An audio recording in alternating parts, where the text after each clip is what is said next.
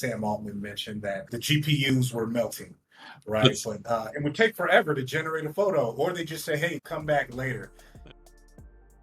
we got into Blizzard Entertainment, the World of Warcraft guys. Their games are so popular that when they launch something new, like a whole bunch of people show up to use it.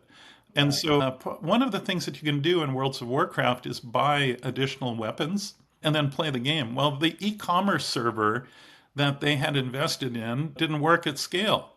And as a matter of fact, some of these games are so popular that I believe in Korea that they have two TV channels. It's kind of like Twitch, but for broadcast. They have two TV channel of people just playing the game.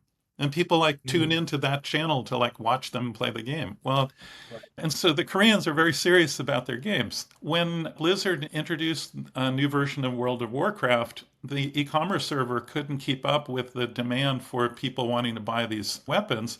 And so within the game, the weapons started disappearing, right? Because the Mhm. software that's driving the game is like, oh, I'll check with the e-commerce server to make sure that they bought this weapon before I display it on the screen.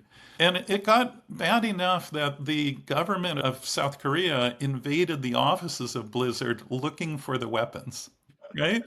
So the CEO of Blizzard at the time, this is going back about 10 years ago, the CEO at the time had to fly to Korea basically to calm down the government. And then they put in place stability testing to make sure that they were provisioned with enough servers to handle the load.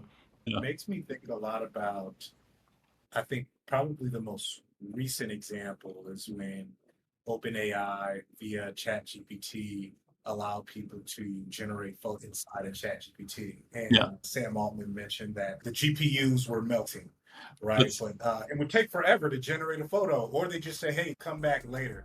we got